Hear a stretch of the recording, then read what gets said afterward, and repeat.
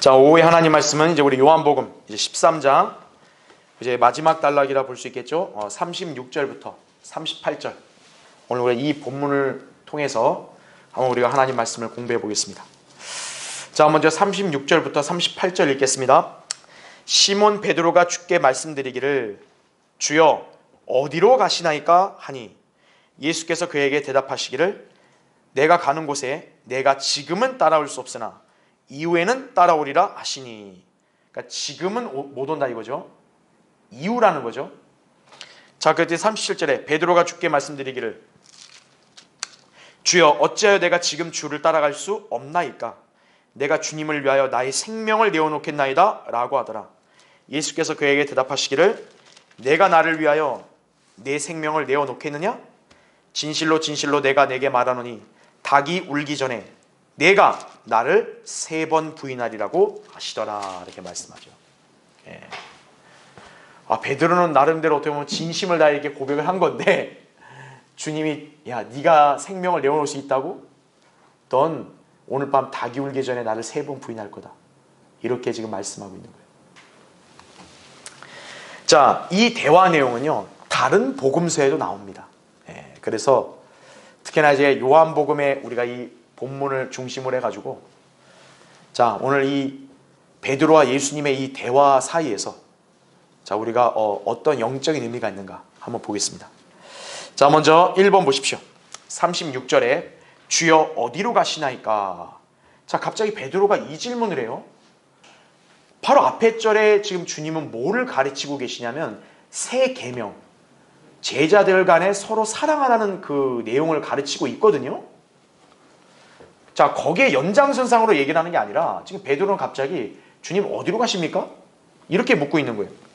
그랬더니 지금 예수님께서는 내가 가는 곳에 내가 지금은 따라올 수 없으나 이후에는 따라오리라 이렇게 말씀하죠. 그렇죠? 자 지금 베드로의 이 상태는 온전하다 볼 수가 없습니다. 왜입니까? 지금 주님이 가르치시는 그 내용 안에서 이렇게 주님께 뭔가 묻거나 또 배우려고 해야 되는데 그게 아니라 좀 약간 엉뚱한 질문을 하고 있는 거예요. 대화의 그 문맥에서 벗어나게. 갑자기 주님이 어디 가시냐고 그렇게 묻고 있다는 거죠. 그러니까 초점을 뭡니까? 주님이 사랑하라고 가르치는 그 명령이 아니라 주님이 어디 가고 있지? 어디 가려고 하는 거지? 자기의 이런 생각에 지금 매몰되어 있다는 게 문제인 거죠. 자, 괄호 1번 보십시오. 그래서 방금 제가 설명한 내용이 거기 나오는 거예요. 지금 주님이 한창 말씀하고 있으면 제자된 입장에서는 어때요? 그 말씀을 잘 경청하고 이렇게 순종하겠다는 그런 의사표시를 하는 게 마땅하잖아요. 그렇죠? 그런데 오히려 어떤 거예요? 베드로는 지금 대화 안 맞는 그런 생뚱맞는 질문만 하는 거죠. 자, 이것은 마치 오늘날 뭐를 연상하게 하냐면 하나님 말씀을 듣고 유념하진 않은 채 엉뚱한 소리 하면서 화제를 다른 곳으로 전환하려는 사람들과 비단 흡사하다는 얘기죠. 여러분 오늘날도 세상 어때요? 또 심지어는 교회 안에서도 어때요? 하나님의 사람이 아주 중요한 말씀을 뭔가 이렇게 전하고 이렇게 선포하고 있는데 그러면 그것만 집중해서 들어야 되잖아요. 그게 아니라 듣는 와중에 갑자기 엉뚱한 질문을 하는 거예요.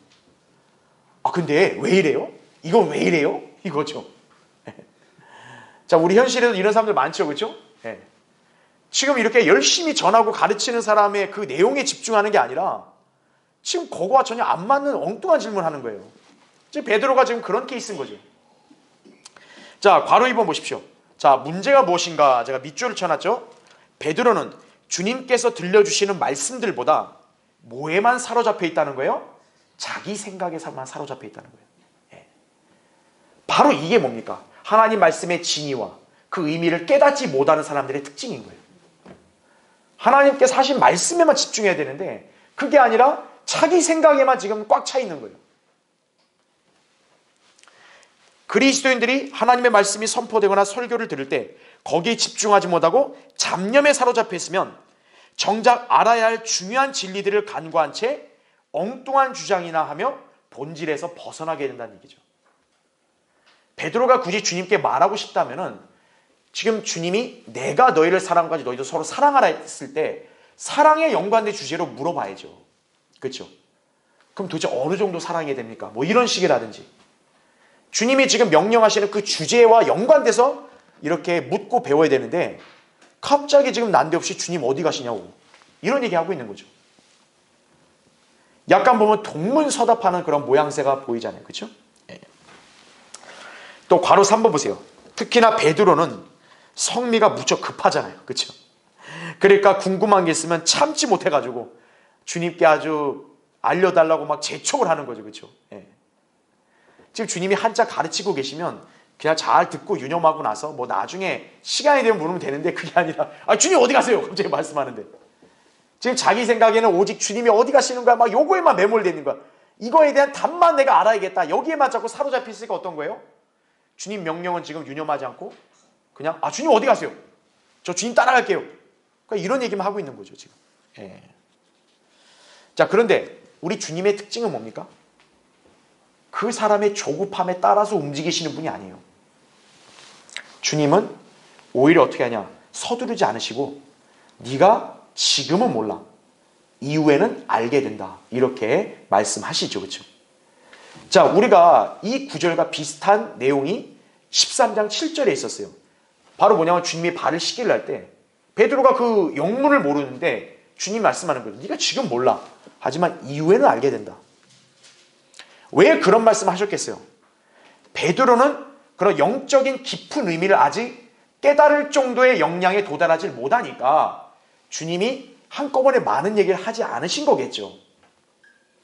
그러니까 주님은 지금은 네가 이해를 못해. 근데 이후에는 알게 돼. 그러니까 또 이후에는 네가 날 따라올 수 있어.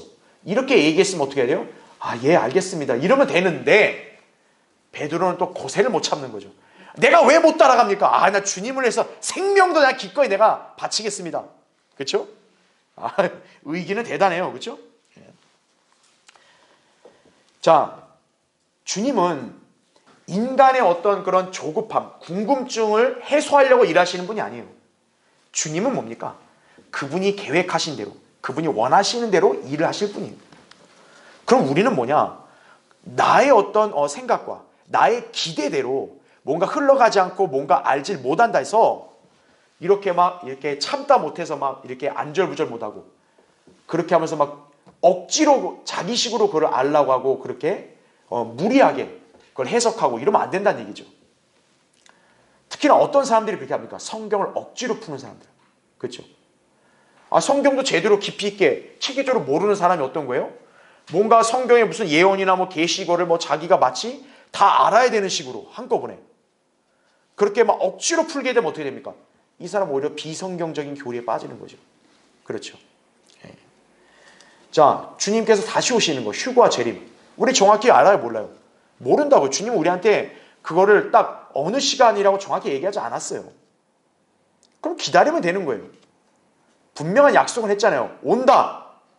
근데 그날과 시간은 나의 아버지만 아신다. 그럼 기다리면 되는 거예요. 근데 고세를 못 참고 어떤 거예요? 계속 그냥 자기가 막 억지로 알라고 하고.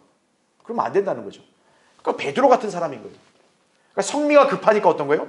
나 이거 안 풀리면 직성이 안 풀린다니까 막 어떻게든 억지로 자기가 다 알라고. 그걸 감당할 역량도 안 되는데. 그렇죠? 그게 지금 베드로의 문제인 거죠, 바로. 지금 베드로 현재 그 상태로는 지금 주님이 가시는 그 길의 의미도 모를 뿐더러 따라올 수도 없다는 거죠. 그러니까 넌 지금 몰라. 그러니까 알려줘봐야 의미가 없다는 거예요. 이후에는 네가 알아서 알게 될 거다. 그걸 말씀한 거죠. 그렇기 때문에 베드로가 할 일은 뭡니까? 주님 말씀대로 깨어 있으면 되는 거예요. 그렇죠. 자, 거기 밑줄을 쳐놨죠. 이처럼 우리도 어때요? 자신의 생각으로 모든 것을 알려는 데만 급급하지 말고 주님 명령대로 어떻게 하면 돼요? 깨어 있으면 되는 거예요. 내가 이거 어떻게 알 수 있냐? 이거 내가 꼭 알아야겠다 하면서 막 자기가 막 억지로 그걸 풀려고 한다. 안 된다 이거죠. 주님께서 우리에게 명령하신 대로만 따라가면 되는 거예요.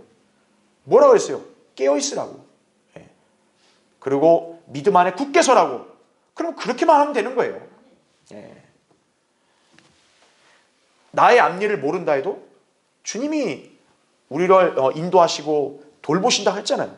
그럼 아멘하고 가면 되는 거예요. 어떻게 돌볼 건데요? 좀 빨리 다 알려주세요. 그럼 안 된다 이거죠. 그렇죠? 자, 2번 보십시오. 거기 37절 38절에서 먼저 베드로가 고백합니다. 주여 어찌하여 내가 지금 주를 따라갈 수 없나이까? 내가 주님을 위하여 나의 생명을 내어놓겠나이다. 이거죠. 결의가 대단해요. 그랬더니 주님이 오히려 반문하죠. 네가 나를 위하여 나의 생명을 내어놓겠느냐? 이거죠. 자, 여러분 여기서 오해하지 말아야 될 것은 베드로가 그냥 허튼 말한 게 아닙니다. 베드로의 이 말은 사실 그의 본심이었을 거예요. 정말 그 순간만큼은 주님이 나 죽으라면 나 죽을게요. 아마 그런 마음가짐이었을 거예요. 그렇죠? 그러니까 나 죽는 거 무섭지 않습니다. 주님 따라가겠습니다. 그랬을 거라고요. 그런데 문제가 뭡니까? 주님은 이제 앞으로 그에게 닥칠 일을 알고 계시잖아요. 베드로는 몰라요. 자기는 지금 이 순간은 뭐 죽는 거 무섭지 않고 주님을 위해서 나 그냥 목 내놓겠다. 근데 자기는 뒤에 주님 부인할 거잖아요. 그럼 모른다고 인간은. 근데 주님은 어떤 거예요? 이미 알고 계신다는 거죠. 너 생명 못 내놓는다 이거예요. 예. 자, 괄호 1번 보십시오. 자, 베드로가 지금 주님이 사랑에 대한 새 계명을 가르치는 와중에 이 질문했잖아요. 그러니까 어떻게 보면 그냥 무조건 난데없이 물었다기보다는 주님이 뭔가 이제 우리를 떠나려고 작별을 고하는 것 같은 느낌을 받았잖아요. 그러면서 이제 마침내 뭐냐면 주님이 우리한테 작별을 고하는 게 그분이 곧 죽으신다는 뜻이었구나. 이걸 확실하게 깨달은 거죠. 그러니까 주님이 죽으러 가신다는 걸 알게 되니까 어떤 거예요? 주님이 어딜 가든 저도 같이 가겠습니다. 기꺼이 죽겠습니다. 그러니까 그런 고백이 나온 거예요 지금. 그러니까 여기 베드로의 질문은 그냥 어디 가냐 궁금해 이렇다기보다는 주님이 뭔가 죽으시려고 하는가 보다. 그러니까 죽으시니까 어디로 가는가 보다. 저도 같이 거기까지 가겠습니다. 그렇게 얘기한 거예요. 그의 본심이었다는 건 의심의 여지가 없다고요. 그의 육신적인 열성은 실로 대단했습니다. 급기야 그는 주님께 뭐라고 자신 있게 고백했을 정도냐면 비록 모두 다 실족할지라도 나는 그렇지 아니하겠나이다. 마가복음 14장 29절이에요. 이 앞에 문맥은 뭐냐? 오늘 밤 너네 다 실족할 거라고, 너네 다 흩어질 거라고 했거든요. 그래서 베드로는 절대 인정을 못하는 거예요. 무슨 소리입니까? 이 작자들은 그래도 나는 절대 안 그래요, 주님. 자신 있죠, 그죠? 자, 괄호 2번 보십시오. 주 예수 그리스도께서는 사람의 마음을 아십니까, 모릅니까? 아시죠. 자, 요한복음 2장에서도 24절, 25절에 주님은 그 사람 안에 무엇이 있는지를 다 아신다 그랬죠. 그러니까 주님께서 베드로가 이런 고백을 할 때 그의 속내와 마음을 모르겠냐고요. 진심이란 걸 알고 계시는 거예요. 부정하시지 않아요. 그러나 제가 밑줄을 쳐놨죠. 주님은 그가 잠시 후에 마귀의 덫에 걸려서 주님을 부인하게 될 것 또한 알고 계신다는 얘기죠. 네 고백이 지금 이 순간 진심인 걸 안다. 그러나 중요한 건 넌 이후에 마귀의 덫에 걸려 실족할 거다. 이 점도 주님은 아신다는 얘기죠. 전지하신 분이니까. 다음 페이지죠. 그래서 맨 위에 괄호 3번. 그래서 주님께서는 뭐라고 반문하시냐? 네가 나를 위해서 내 생명을 내어놓겠다고? 넌 그렇게 할 거야. 그렇게 안 했죠. 다시 한번 묻는 거죠. 네가 정말 나를 위해 네 생명을 내어놓겠냐? 그러면서 38절에 하신 말씀 뭡니까? 닭이 울기 전에 내가 나를 몇 번 부인한다? 3번 부인하리라. 그러니까 우리 주님이 왜 전지하신 하나님이냐면 앞으로 정확히 어느 시점에서 어떤 일이 일어날지를 딱 꿰뚫어 보시는 거예요. 야, 너 말은 그렇게 해도 나 부인할 것 같은데? 이게 아니세요. 주님은 정확하게 오늘 밤 닭이 울기 전에 넌 나 3번 부인한다. 이미 정확하게 다 보고 알고 계시는 거죠. 자, 그러면 베드로하고 지금 주님의 대화는 일종의 상충을 하는 거예요. 왜요? 베드로는 나 죽을 수 있습니다. 예수님은 너 3번 부인해 나를. 자, 결과가 어떻게 됐나요? 누구 말이 맞았나요? 우리 주님의 말씀대로 베드로는 주님을 3번 부인하는 죄를 지었던 거죠. 네. 자, 이로써 그의 육신적인 열성과 본심 또한 무의에 그치게 되었다는 얘기죠. 네. 그러니까 여러분, 인간이 뭐 자기 어떤 육신적인 결기나 의지로 뭘 이렇게 결의를 다지고 뭘 대단한 게 고백을 했다. 그게 신뢰할 만한 게 아니에요.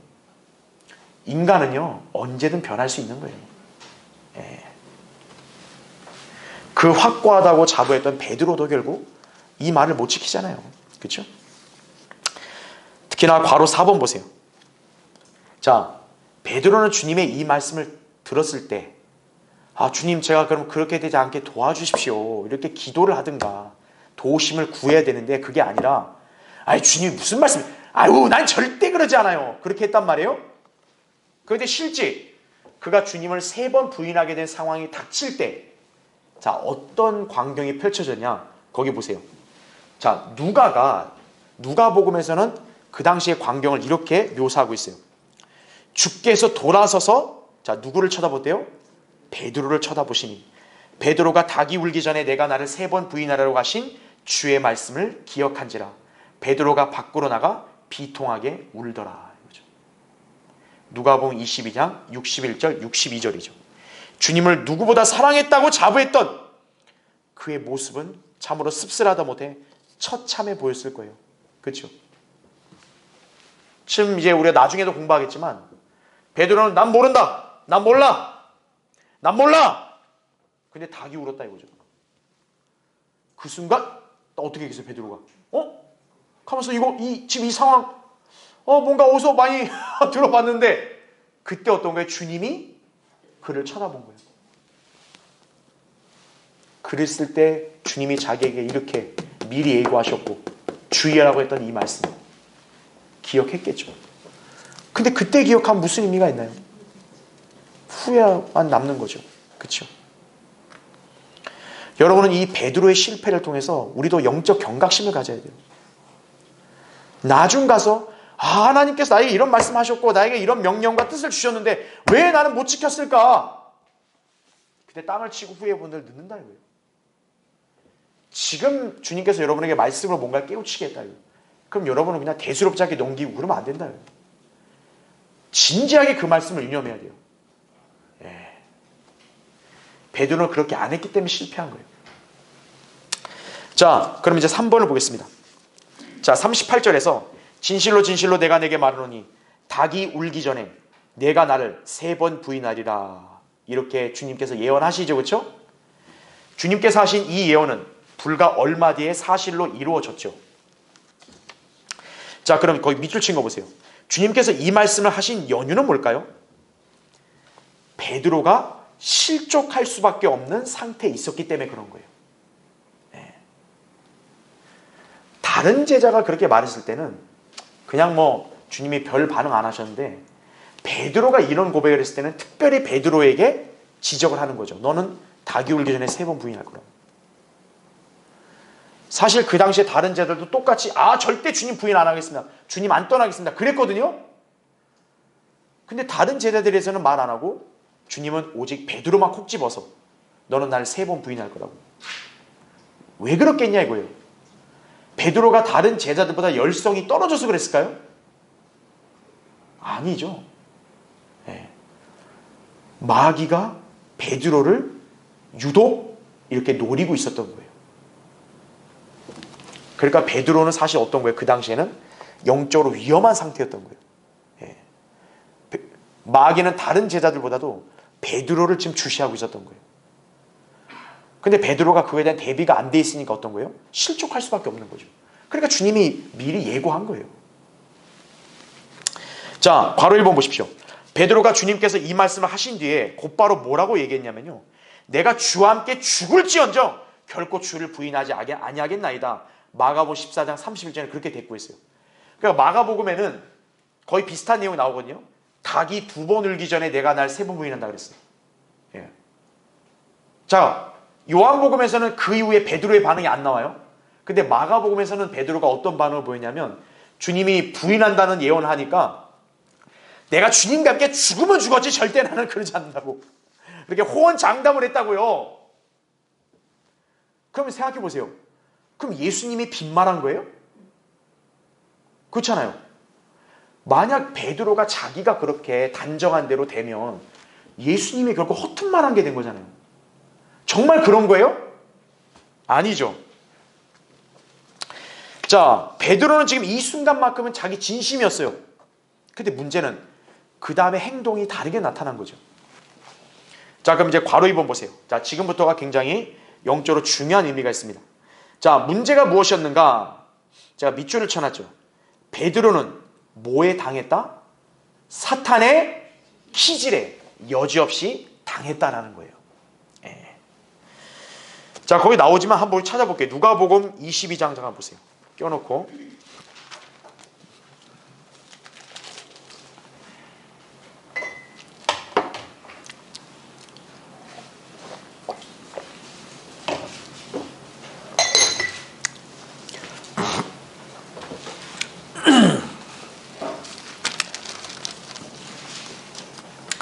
자, 누가복음 22장 거기 31절부터 32절 보십시오. 또 주께서 말씀하시기를 시몬아 시몬아 보라 사탄이 너희를 밀처럼 키질하려고 찾았느니라 이렇게 말씀하죠. 그렇죠? 분명히 사탄은 제자들을 키질하려고 하는데 특별히 예수님은 누구를 지목하세요? 베드로예요. 사탄이 널 밀처럼 키질한다.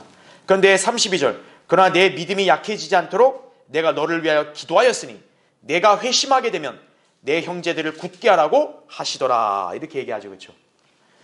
자, 그 다음 절에 베드로는 또 뭐라고 얘기해요? 주님이 이렇게 말씀해도 주님과 함께라면 난 감옥이나 죽음이라도 갈 수 있습니다 이거죠. 그러니까 베드로는 뭡니까? 이 사탄의 키질을 그냥 대수롭지 않게 우습게 여긴 거예요. 아이 뭐 키질한다고 뭐 내가 끄떡할 것 같으세요? 주님과 함께 죽음이라도 내가 따라갑니다. 그렇죠? 자, 키질이란 말의 개념이 뭘까요? 거기 제가 동그라미 1, 2, 3, 4, 5번에서 설명해놨는데 일단 간단히 설명을 드릴게요. 자, 키질이라는 건 뭐냐면 알곡을 가려내는 작업이에요. 여러분도 아시겠지만 알곡과 쭉정이들이 섞여 있단 말이죠. 이걸 어떻게 해야 돼요? 채질을 해서 이렇게 걸러내야겠죠. 그게 키질입니다. 자, 근데 이 키질은 하나님도 하시고요. 마귀도 한다는 점을 아셔야 돼요. 자, 그러면 하나님은 어떤 키질 하실까요? 당연히 그 성도 안에 불결하고 또 불필요한 것들을 하나님께서는 제거하시고 하나님 보시기에 진리에 적합한 정결한 것을 남겨놓으시겠죠. 그게 어떻게 보면 하나님의 연단 방법이겠죠. 연단이나 훈련. 이런 게 어떻게 보면 키질일 거예요. 그렇죠? 그럼 반대로 사탄의 키질은 뭘까요? 사탄은 하나님의 키질과 정반대겠죠. 즉 뭐냐? 하나님께서 싫어하시는 그런 불결하고 그 다음에 비성경적인 그런 거짓교리 이런 것만 남겨놓고 어떤 거예요? 하나님 보시기에 좋은 거룩하고 이런 것들을 싹 날려버리는 거겠죠. 그게 사탄의 키질입니다. 예. 그러니까 사탄의 키질을 당한 사람은 어때요? 하나님께서 보실 때는 전혀 거룩하지가 않겠죠. 완전히 사탄이 좋아하는 불결한 상태로 딱 변질이 되겠죠. 그럼 그 사람은 당연히 어떻게 되겠어요? 마귀의 공격과 시험에 여지없이 당하겠죠. 그렇죠. 자, 그래서 하나님께서 제가 이제 교환에서 설명했는데 성도 개인도 그렇고요. 교회도 마찬가지예요. 이렇게 정화시키기 위해서 키질을 하는 겁니다. 그러니까 거꾸로 사탄은 뭐예요? 그 사람을 하나님 보시기에 더 불결하게 만들기 위해서 키질을 한다는 얘기죠. 그러니까 여러분이 거기 동그라미 2번에 제가 설명한 게 그거예요. 사탄은 하나님께서 싫어하시는 것만 남겨두고 좋아하시는 것들을 날려버려서 거룩함을 상실하게 하려고 키질을 하는 것이다라는 얘기죠. 그런데 거기 동그라미 3번에 설명이 뭐냐? 우리가 알아야 될 중요한 사실이 바로 이거예요. 자, 하나님만이 키질하는 게 아니라 사탄도 키질한다 그랬죠. 여러분이 알아야 될 게 뭐예요? 하나님이 일하실 때 역시 누구도 같이 일한다? 사탄, 마귀도 같이 일한다는 점 아셔야 돼요. 바로 이 점은 우리에게 무엇을 시사하냐면 그리스도인은 자만하거나 방심하면 안 되는 거예요. 아, 하나님이 나를 사랑하신다. 하나님이 나를 돌보시고 하나님께서 나를 통해 뭔가 위대한 일을 이루시려는가 보다. 여러분이 그런 확신을 가졌어요? 기쁘죠? 너무나도 감사하죠? 근데 알아야 될 게 뭐예요? 하나님이 그렇게 계획을 갖고 일하시려고 할 때 역시 누구도 옆에 붙었나? 마귀도 붙는다는 거. 그럼 마귀는 왜 붙겠어요? 그거 잘하라고 붙겠어요? 아니죠. 방해하려고 하는 거죠. 그게 사탄의 기질이라고요. 그렇죠? 그래서 주님께서 지금 제자들에게 어때요? 경고한 거예요. 시몬아, 나머지 제자들 마찬가지지만 특히 시몬, 베드로야. 사탄이 너희를 밀처럼 키질하려고 찾아왔다 이거예요. 그러니까 사탄이 지금 너를 주시하고 있다 이거예요. 너 주의하라 이거죠. 그런데 베드로는 어때요? 그런 사탄의 능력을 과소평가한 거죠. 에이 뭐 그 정도 뭐 아유 저한테 전 끄떡없어요. 약간 이런 식인 거죠. 그렇죠? 예. 자 동그라미 4번 보세요. 제가 밑줄을 쳐놨죠. 마귀는 인류 역사를 통틀어 관심을 특별히 갖는 사람들이 있습니다. 그런데 중요한 건 뭔지 아세요? 마귀가 특별히 관심을 갖는 대상은 하나님의 목적과 계획 가운데 있거나 하나님의 사랑을 받는 자들에게 특별히 관심을 갖는다는 점 아셔야 돼요. 생각해 보세요. 왜 그 제자들 가운데서 사탄은 베드로에게 접근했을까요? 여러분 베드로가 별 볼일 없는 제자면 사탄이 굳이 베드로를 특별히 주시할 필요 있겠어요? 없는 거예요. 생각해 보세요. 당시 제자들의 그룹에서 베드로의 위상이 어떻겠어요? 제자들이 볼 때 야 쟤는 진짜 예수님 사랑하고 쟤는 예수님한테 충성이 가장 이렇게 우수하고 다 훌륭하고 이렇게 생각했을 거 아니겠어요? 베드로는 또 주변 동료들에게 그런 평판을 받았을 때 얼마나 본인도 막 우쭐하겠어요. 그렇죠? 바로 마귀는 뭡니까? 그렇게 뭔가 하나님의 어떤 계획 안에서 뭔가 관심을 받고 사랑받는 뭔가 이렇게 비중이 있는 그런 사람한테 어떻게 하여 더 주시하고 접근한다는 점을 아셔야 되는 거예요. 가령 여러분 아담 어때요? 아담한테도 역시 마귀가 접근하잖아요. 그렇죠? 노아, 아브라함, 이삭, 야곱 다 마찬가지죠. 다윗도 그랬죠? 예. 사탄이 충동질해서 결국 이스라엘을 계수하게 했단 말이에요. 솔로몬, 그 다음에 여러분이 잘 아는 욥 있죠. 욥. 욥은 도대체 왜 비참한 그런 고난과 비극을 겪었냐고요. 바로 사탄의 기질이에요. 예. 자 여기서는 지금 사탄은 누구를 예의주시하고 있는 거예요? 베드로인 거죠. 왜냐? 베드로가 막 당당하게 막 입으로 고백을 하잖아요.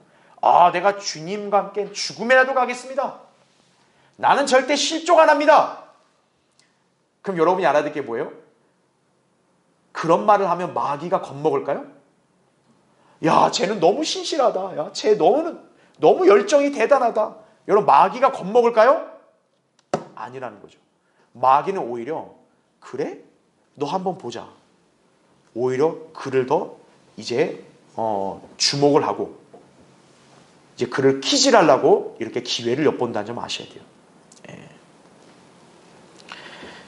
자 교회 시대 사도 바울 역시 어때요? 마귀 키질 대상이죠. 그래서 어떻게 보면 육체 한 가지 사탄의 사자가 바울을 그토록 괴롭혔단 말이죠. 그렇죠. 자 신실한 그리스도인들 모두 마귀의 관심과 주의 대상이라는 점을 아셔야 된다 이거죠. 그러니까 여러분이 뭔가 마귀의 공격을 받고 있다 이거예요. 그거에 대해서 여러분이 막 이렇게 절망하고 낙심하고 그럴 필요 없어요. 아 내가 그만큼 주님 보시기에 참으로 사랑받고 관심 있는 대상이구나. 그렇게 여러분 여기시면 되는 거예요. 예. 왜 하나님께서 이렇게 성경대로의 교회를 이렇게 세우셨는데 왜 이 교회는 이렇게 공격이 심한가 이거예요. 그만큼 하나님의 관심 대상이니까 마귀도 관심을 갖는 거예요. 하나님 보시기에 별 볼일 없는 교회들은 마귀도 공격을 안 해요. 그런 교회는. 그렇죠? 예. 그걸 우리가 잘 이렇게 기억해야 한다 이거죠. 자, 맨 밑에 동그라미 5번 보세요. 아무리 주 예수 그리스도에 대한 사랑과 열정이 있는 곳에는 반드시 뭡니까? 마귀도 거기 함께 있다는 점을 우리가 잊지 말라는 거죠. 그래서 고린도서 10장 12절에 나온 말씀 뭡니까? 서 있는 줄로 생각하는 사람은 넘어지지 아니하도록 주의하라 이거예요. 예. 그러니까 나는 끄떡없다고 나 이제 괜찮다고 그런 찰나에 바로 뭡니까? 마귀가 더 강력하게 푸시를 하고 키질을 한다는 점을 여러분이 경각심을 가져야 되는 거예요. 자 마귀가 접근해 올 때 여러분 어때야 돼요? 어디 한번 해볼까가 아니라 여러분 주님의 능력에 의지해야 되는 거예요. 베드로는 그걸 못한 거예요. 자 다음 페이지요. 괄호 3번. 자 베드로는 주님을 향한 사랑과 신뢰에 자신이 있었겠죠. 그렇죠? 하지만 결과적으로 실패하고 넘어졌습니다. 자 제가 밑줄을 쳐놨죠. 그가 사탄의 키질에 여지없이 당한 원인은 뭘까요? 자고했기 때문이다. 그렇죠? 그러니까 사탄을 과소평가하면서 너무 자기 자만심이 컸던 거죠. 예. 자, 자신감이 넘친 건 좋은데 자신감이 너무 지나치면 어떻게 되는 거예요? 그게 자만심으로 빠지는 거예요. 네. 자, 동그라미 1번 보십시오. 베드로는 자신을 다른 제자들보다 더 우월한 존재로 여겼죠. 그러다 보니 그는 다른 제자들이 실족해도 자신은 결코 실족하지 않을 것이라고 장담했던 것이죠. 그렇죠. 주님은 너희는 다 실족할 거라 했는데 그럼 거기에 베드로 포함 아니겠어요? 근데 베드로가 뭐예요? 아, 주님이 하신 말씀은 이런 사람들을 얘기하겠죠.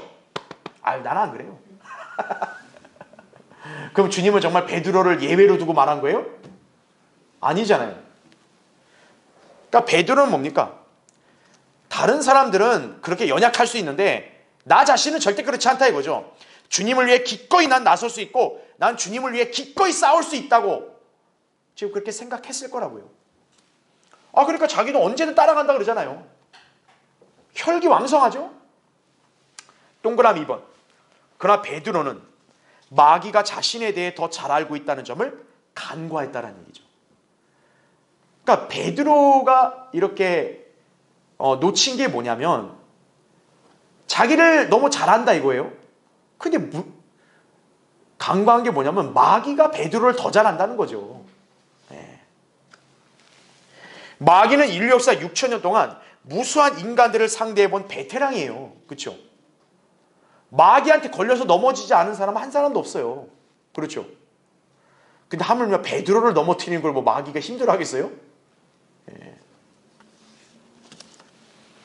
자, 마귀는 인간들의 강점, 약점이 뭔지를 훤히 꿰뚫고 있는 거예요. 네. 그래서 여러분 보고 제가 방심하지 말라고 한 이유가 그거예요. 여러분은 여러분 자신을 가장 잘한다고 생각하는데 마귀가 여러분 자신을 더 꿰뚫고 있는 거예요.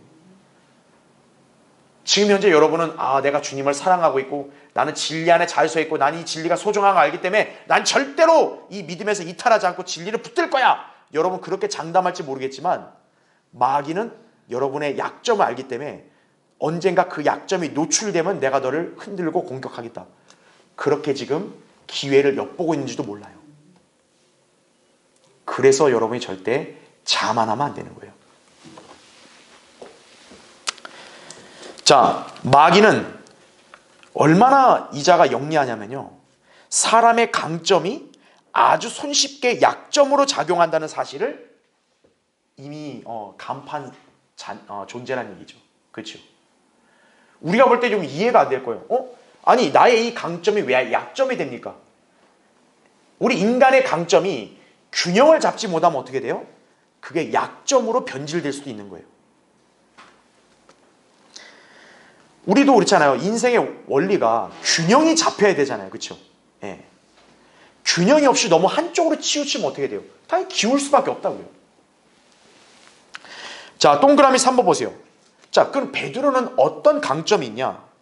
일단 호전적이에요. 여러분, 베드로는 사실 겁쟁이라고 볼 수 없습니다. 베드로는 굉장히 용감한 사람이에요. 그리고 모든 일에 매사에 적극적으로 나서죠.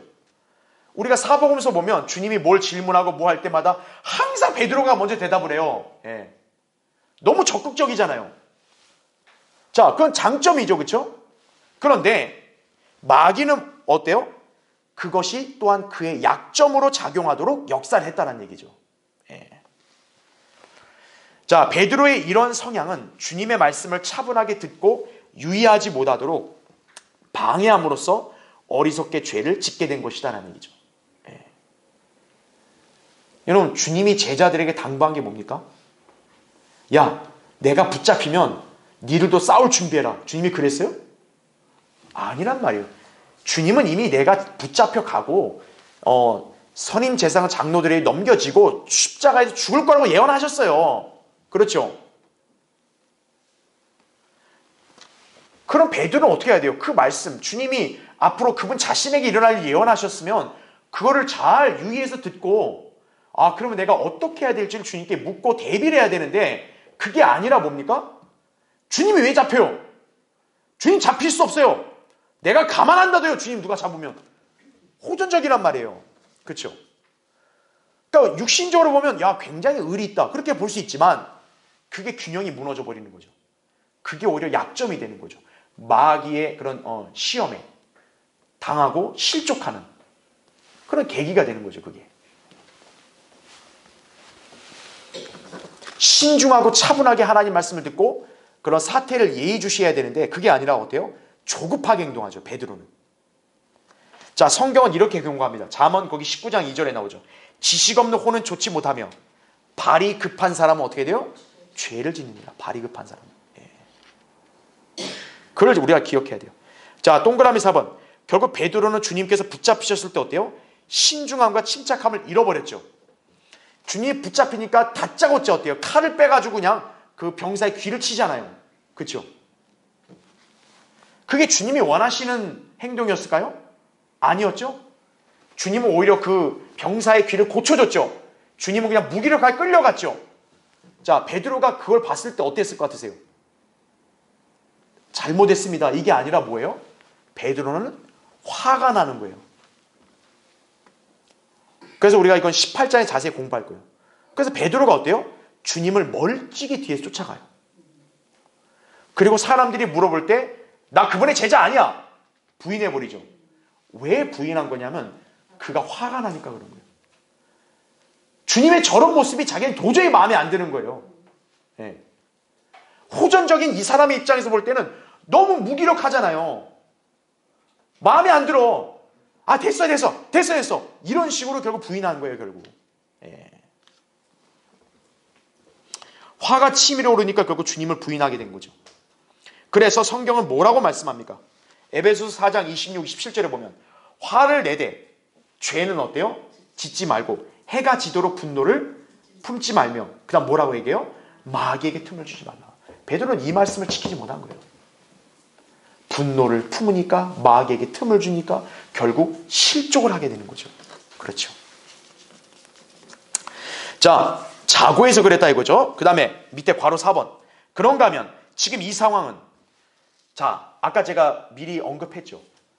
베드로가 지금 갑자기 끼어들어서 주님께 물은 상황이 뭐냐면 주님이 새 계명을 가르치셨을 때예요. 그 새 계명이 뭡니까? 형제 사랑이에요. 형제 사랑. 자, 그때 베드로가 이 상황을 끼어든 거예요. 그래서 우리는 이 점을 이렇게 우리가 주목해야 된다는 게 왜 그러냐면 자, 베드로는 왜 자고하게 됐는가 이거예요. 자, 아까 베드로는 다른 제자보다 자신을 우월하게 여겼죠. 그렇죠. 그건 결국 어떤 모습과 비슷하냐면 사랑이 없는 모습과 비슷한 거예요. 주님은 제자들에게 서로 사랑하라고 가르치고 있는데 베드로는 지금 그 말씀을 위험하는 게 아니라 자기 생각대로 지금 주님께 묻고 자기가 그냥 확증해서 얘기해버리죠. 베드로의 문제가 뭐였냐? 그가 왜 자고했는가? 바로 주님이 명령하시고 또 주님의 제자로서 가지고 있어야 될 표식인 사랑이 지금 결여되어 있는 거예요. 사랑이 결여되어 있으니까 어떤 거예요?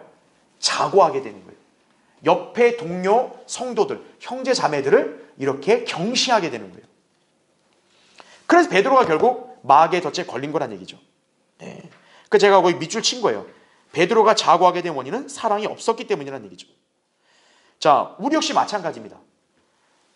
그리스도인이라 하면서도 어느 순간 그 사람이 자고하고 교만하게 되는 경우가 있어요. 그 사람의 특징을 면면히 보면 뭐가 있냐면 그 사람은 어느 순간 사랑이 없어진 거예요. 예.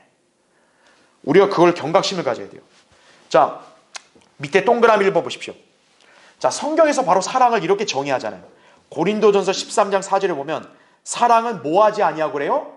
교만하지 아니하고 이거죠. 그러니까 사랑은 뭡니까? 다른 사람보다 자기를 우월감 있게 높이는 게 아니죠. 그건 사랑할 수 없어요. 그 사람은. 자기를 낮춰야 사랑할 수 있는 거예요. 지금 13장에서 맨 앞에 나왔던 사건이 뭐예요? 예수님이 제자들의 발을 씻겼잖아요. 아니 그분이 가장 높으신 분인데 왜 어떻게 제자들의 그걸 하찮은 발을 씻기냐 이거예요. 주님은 그걸 왜 하신 거예요? 제자들에게 본을 보인 거예요. 즉 뭐냐? 겸손과 사랑을 본을 보인 거예요. 근데 베드로는 그 의미를 지금 깨달았던 거예요? 못 깨달았던 거예요? 못 깨달았던 거죠.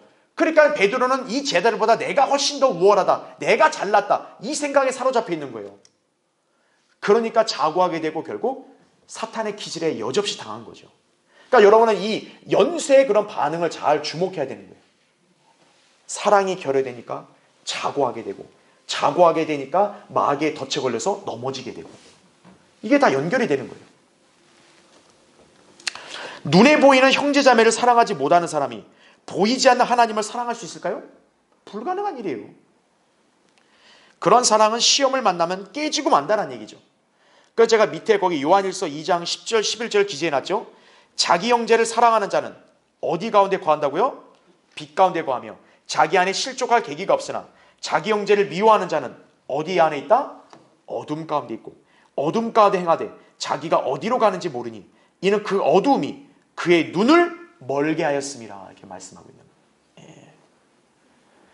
그러니까 분별력이 없는 거죠. 분별력이 없으니까 사탄의 기질과 유혹에 당하는 거죠. 그냥 밑에 요한일서 4장 20절도 어떤 사람이 나는 하나님을 사랑하노라 하면서 자기 형제를 미워하면 그는 거짓말쟁이라. 눈으로 본 형제를 사랑하지 않는 자가 본 적이 없는 하나님을 어떻게 사랑할 수 있겠느냐 이거죠. 공교롭게도요, 이 구절을 기록한 사람이 누구냐면 지금 요한복음을 기록한 요한이에요. 예.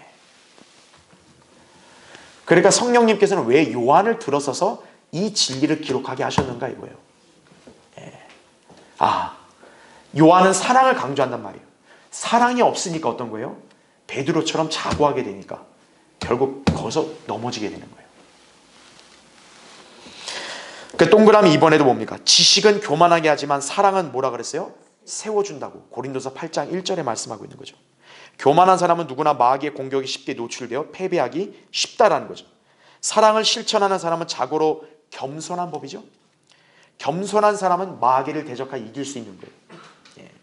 여러분이 마귀의 공격에 이것을 꿋꿋이 물리치고 승리하고 싶다면 여러분이 하나님 앞에서 겸손하면 되는 거예요. 그걸 다른 사람의 도움을 받을 필요 없이 여러분 자신이 그냥 겸손하면 되는 거예요. 그래서 그건 제가 야고보 4장 6, 7절 말씀을 기재해놨으니까 살펴보시면 돼요. 다음 페이지. 야고보가 그래서 뭐라고 강조한 거예요? 하나님께서는 교만한 자들을 거절하시고 겸손한 자들에게 은혜를 베푸신다. 그러면서 하나님께 복종하라, 마귀를 대적하라. 그냐면 그가 너희로부터 도망하리라 말씀하는 거죠. 그러니까 하나님께 복종하는 게 뭡니까? 바로 겸손과 연결되어 있는 거예요. 그렇게 해야 어떤 거예요? 마귀를 대적할 때 이길 수 있다는 얘기죠. 베드로는 이 원칙을 몰랐던 거예요. 자, 이제 마지막 페이지 보면 잠언 18장 12절에 사람의 마음은 멸망에 앞서 뭐가 있어요? 교만해지고 존귀에 앞서 뭐가 있는 거예요? 겸손이 있다 이거죠. 네. 존귀에 앞서 겸손이 있느니라, 이 말씀을 기억해야 돼요. 자, 밑에 괄호 5번 보십시오. 주님께서는 그들이 실족할 것을 예언하셨는데도 불구하고 당시 베드로와 다른 제자들은 자신들이 결코 주님을 부인하지 않을 것이라고 단언했다는 거죠. 마가복음 14장 31절에. 그러니까 주님이 베드로에게 3번 부인한다 그랬잖아요. 베드로는 절대 그렇지 않겠다 그랬고 다른 제자들도 뭐라 하냐? 우리도 절대 주님을 부인하지 않을 겁니다. 그렇게. 절대 실족하지 않을 겁니다. 그렇게 얘기했거든요. 자, 그렇다면요, 주님이 말씀하기 틀린 거예요? 주님은 너희를 실족할 거야 이렇게 얘기했는데 아니에요, 우리 안 그래요. 그러면 안 맞잖아요. 둘 중에 뭐가 맞는 거예요? 주님 말씀이 맞잖아요. 그러면 성도의 자세는 뭡니까? 하나님 말씀에 토를 달거나 이의를 제기하면 안 되죠. 주님께서 나에게 이렇게 말씀하셨으면 어떤 거예요? 나는 아멘. 그러면 제가 이거를 잘 지킬 수 있게, 순종할 수 있게 도와주십시오. 주님께 이렇게 간구해야 마땅한 거죠. 성경에서 여러분에게 경고하는 게 뭐예요? 정신을 차리고 깨어있지 않으면 마귀에게 쓰러진다 이거 아니에요. 그럼 여러분은 어떻게 반응해야 돼요? 예, 주님, 제가 그럼 이 말씀 순종해서 제가 마귀의 공격에 쓰러지지 않게 도와주십시오. 이렇게 기도를 해야지. 에이, 성경에 이렇게 돼 있어도 난 안 그래요. 성경에 이렇게 돼 있어도 난 절대 안 쓰러져요. 그게 지금 바로 베드로와 같은 자세인 거예요. 이 제자들과 같은 반응이 난 얘기죠. 결국 어떻게 됐어요? 다 실족해버렸잖아요, 전부 다.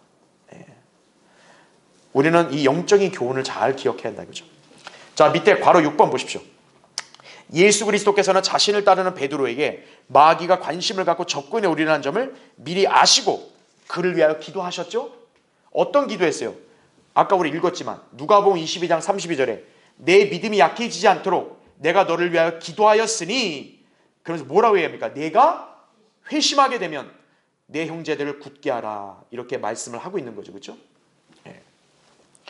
자, 거기 동그라미 1번에 베드로는 주님을 부인한 죄로 인해 구원을 상실하진 않았어요. 왜냐하면 방금 주님이 얘기했잖아요. 너 믿음이 약해지지 않도록 내가 기도하겠다고. 그러니까 베드로는 어떻게 보면 구원을 잃어버린 건 아니에요. 그런데 중요한 건 뭡니까? 베드로는 다른 중요한 걸 잃어버렸어요. 바로 제자직을 상실하고 말았다는 거죠. 왜냐? 제자는 주님을 사랑하고 결코 부인하면 안 돼요. 근데 베드로는 3번이나 부인했기 때문에 제자직을 박탈당한 거예요. 그 순간. 그래서 주님께서 부활하신 이후에는 마가복음 16장 7절에 어떻게 명시하냐면 주의 제자들과 또 뭐라 그래요? 베드로. 그러니까 베드로를 제자들의 대열에서 분리를 시켜요. 왜 그랬냐 이거예요. 이때는 베드로가 제자직을 잃었기 때문에 어떤 거예요? 베드로는 제자가 아닌 거예요. 그러니까 예수님이 제자들과 베드로 따로 구분하신 거예요.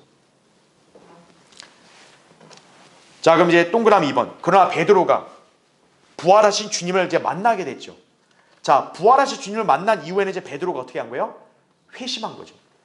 그러니까 주님이 여기 누가복음 22장에서 미리 예고했잖아요.